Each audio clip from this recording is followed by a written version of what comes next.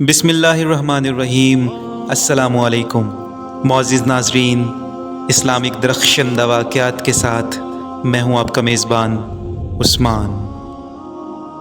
حضرت مولا علی رضی اللہ تعالیٰ عنہ ایک بار گھر تشریف لائے تو حضرت فاطمہ رضی اللہ تعالیٰ عنہ نے کہا، میں نے یہ سوت کاتا ہے، آپ اسے بازار لے جائیے اور یہ بیچ کر آٹا لے آئیے تاکہ حسن و حسین رضی اللہ تعالیٰ عنہ کو روٹی کھلاؤں۔ حضرت علی رضی اللہ تعالیٰ عنہ وہ سوت بازار لے گئے اور اسے 6 روپے پر بیچ دیا۔ پھر ان روپوں کا کچھ خریدنا چاہتے تھے کہ ایک سائل نے صدا کی، من یقرض اللہ قرضا حسنا۔ حضرت علی رضی اللہ تعالیٰ عنہ نے وہ روپے اس سائل کو دے دیے۔ تھوڑی دیر کے بعد ایک اعرابی آیا جس کے پاس بڑی فربا ایک اونٹنی تھی۔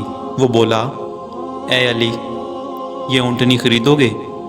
فرمایا، پیسے نہیں۔ اعرابی نے فرمایا، ادھار دیتا ہوں۔ یہ کہہ کر اونٹنی کی محاذ حضرت علی رضی اللہ تعالیٰ عنہ کے ہاتھ میں دے دی اور خود چلا گیا۔ اتنے میں ایک دوسرا اعرابی نمودار ہوا اور کہا، علی، اونٹنی دیتے ہو؟ فرمایا، لے لو۔ اعرابی نے کہا، 300 نقد دیتا ہوں، اور 300 نقد حضرت علی رضی اللہ تعالیٰ عنہ کو دے دیے اور اونٹنی لے کر چلا گیا۔ اس کے بعد حضرت علی رضی اللہ تعالیٰ عنہ نے پہلے اعرابی کو تلاش کیا مگر وہ نہ ملا۔ آپ گھر آئے اور دیکھا حضور صلی اللہ علیہ وسلم حضرت فاطمہ کے پاس تشریف فرما ہے۔ حضور نے مسکرا کر فرمایا، علی، اونٹنی کا قصہ تم خود سناتے ہو یا میں سناؤں؟